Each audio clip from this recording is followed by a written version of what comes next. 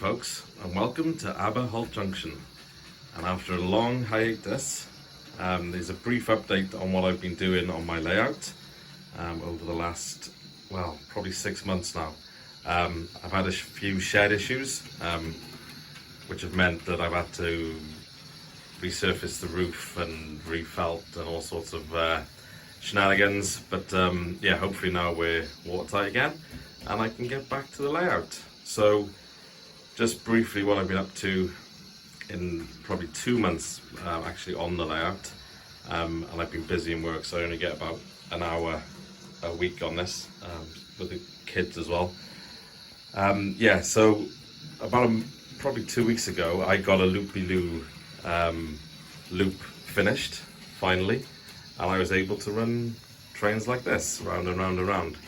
I posted it to Facebook, just an image, and quite a few people mentioned that, and as you can see up in the video up there, this corner here around the turntable was quite tight. It was actually sub first radius. So I've redesigned it and brought this curve a lot further out, as you can see there. So now it's about, well, maybe 1.2 if there was a 1.2 radius curve. It's still fairly tight, but yeah, I tested my locos around it and there's no problem. I mean, this small Janus has certainly got no issue with it. Yeah, in terms of, yeah, the one other thing, so I should mention, there was a crossover here, and this Janus in particular had problems going over it. There was an Insel Frog crossover, diamond crossover, and just caused me no end of hassle. So that's now gone, and in the next couple of weeks I'll be showing my new track plan. And yeah, anyway, essentially, long and short of it, the diamond crossover's gone, and the turntable now, which a few people also commented on the logic of its location, the turntable is now at the end of the heritage line. So there's a station and the steam locos can go in and turn round. Yeah, so there's been another rework, and but yeah, now it's up and running. So yeah, I've used the Woodland Scenics trackbed, foam trackbed underneath.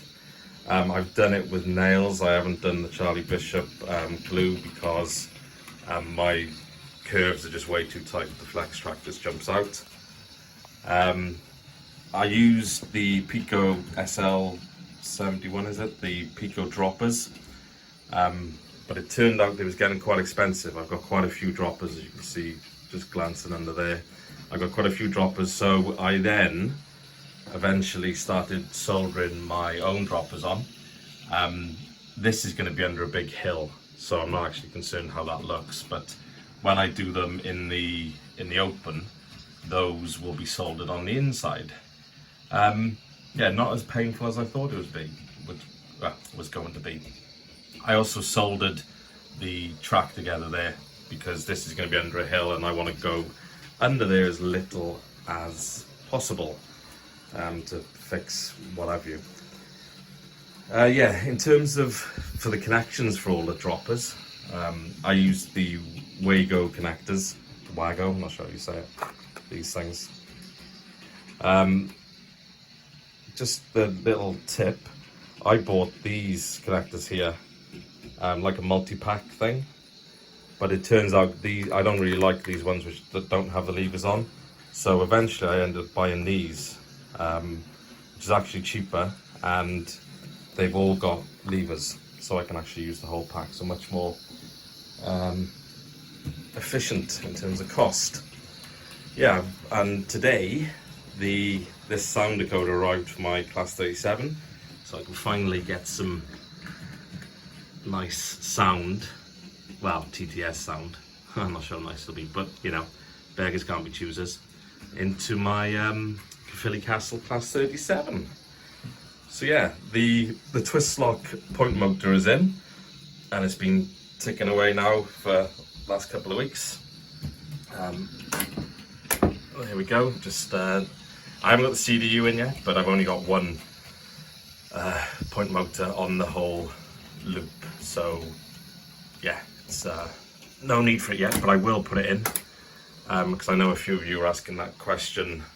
So yeah, the review for that will either be up there if I've done it already, and if not, it'll be up in the next week or two. So yeah, so this is the first radius inside loop, if you like, this red loop here. Ignore that funny bit there, that's just me getting to grips with the design software. So yeah, that's the first loop which I got finished. My next plan is to do the second radius loop, which is going to come round here into a tunnel and then comes back in and comes over to the station then, along with this first radius loop. The station's not actually in there, but it's going to be in those gaps between the red and the green line. So yeah, it's really exciting to finally get it all up and running. I've taken the opportunity of time doing shed repairs to actually redesign the whole layout as well. So the heritage line has moved to the inside, and I'm actually going to go for a dock in this area here, which I know everyone says how hard it is to model water, so you know, in for a penny, in for a pound. So the droppers are on, the connectors are in, the twist lock is in, and it's all working. I've probably run it for about 2 weeks now, and there's been no major issues. I've got a new exciting loco coming tomorrow for my heritage line, so I need to get my second radius curve up and running because it won't be happy running over those. So the next couple of weeks we'll be doing that. I'll get the twist lock point motor final video out. There's the very Heath Robinson construction I've set up for it so far. Got to sort out all the wires. Yeah, it's a real hodgepodge under there. But yeah, really excited. Back into it now, and look forward to the next couple of months. There'll be, as I said, probably a video going up every 2 weeks. That's what I'm going to aim for in terms of YouTube. So yeah, look forward to keeping you updated. Please provide comments in the comments section. As I said, a lot of the Facebook stuff in particular, I find Facebook groups, people are very not opinionated, they provide really good comments. So a lot of the redesign that I've done, in particular this section here, which was really tight, was just picked up by some guy looking at the image. Apologies, I can't remember your name. If I can get your name, I will stick it in the comments below. So yeah, thanks all for coming. This has just been a quick, admittedly 8-minute update of where I'm at. If you haven't subscribed already, please do. This is typical of the sort of videos I do.